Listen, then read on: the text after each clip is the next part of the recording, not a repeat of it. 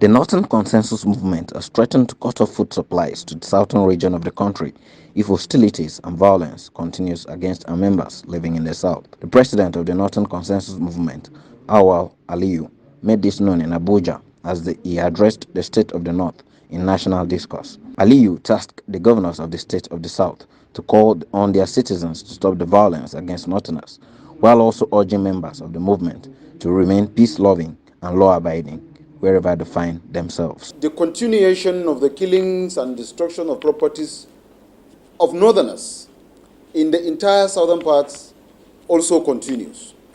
You are also aware that not too long ago in Benue, the governor commissioned or inaugurated community guard or something, community volunteer guards.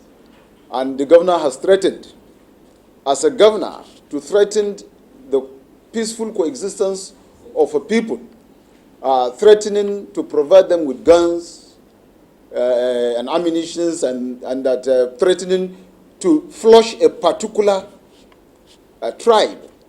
I think that is a dangerous trend, and we are calling on the federal government to, as a matter of urgency, call the governor of Benue State to order.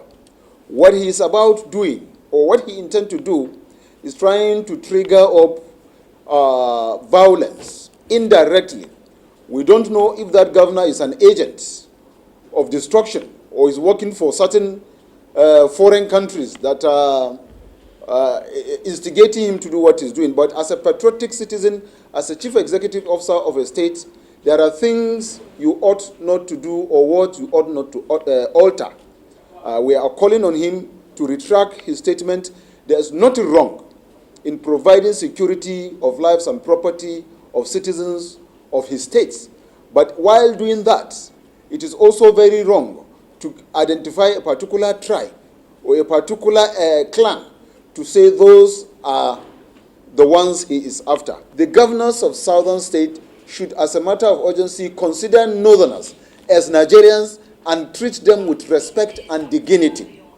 This meeting has resolved that whatever happens, we will hold the governors responsible. And if you push our people to the wall, that it means you are expecting us to also pay you back. And paying back will means really dangerous. You are aware, we will repeat, there are over 19 million Indigbos in the 19 northern states. These 19 million Indigbos resident in 19 northern states own trillions of property. They own houses, they own farmlands, they own shops, they own everything. And they live peacefully. We are living peacefully with them. The governors should be able to educate their people that killing and destruction of properties of our people, we've had enough. We are saying enough is enough. Stop it, because our people are getting agitated. Our people are getting angry. There is a lot of displeasure on what is going on. So you as governors, as chief executives, you should be able to encourage your people to do good, just like our governors are encouraging us not to go into violence. We also call on our governors to go and meet the governors of the the entire southern state, to go into round table and discuss with them so that this thing will not lead to escalation. Election is on its way. You are looking for power, and you that need power, you are destroying those that has the vote that will give you power. How do you expect them to give you support? And if this thing continue, then we are going to be given an ultimatum. We will repeat what we did in the past. We will go shortly. If it continues, we will be left with no option than to block food supply to the entire southern state. And that we are determined to make sure that we do.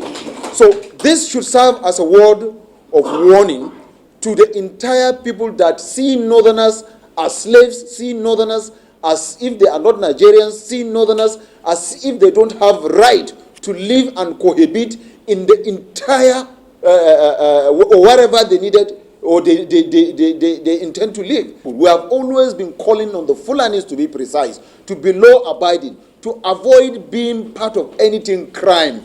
If any Fulani man is caught perpetrating crime, he should be arrested accordingly and be charged to a competent court of jurisdiction that will investigate. If found guilty, he should be given a punishment according to his offense, not a blanket punishment for both who has committed a crime and those that have not committed a crime will be brought together and be punished just because he bears the name Fulani.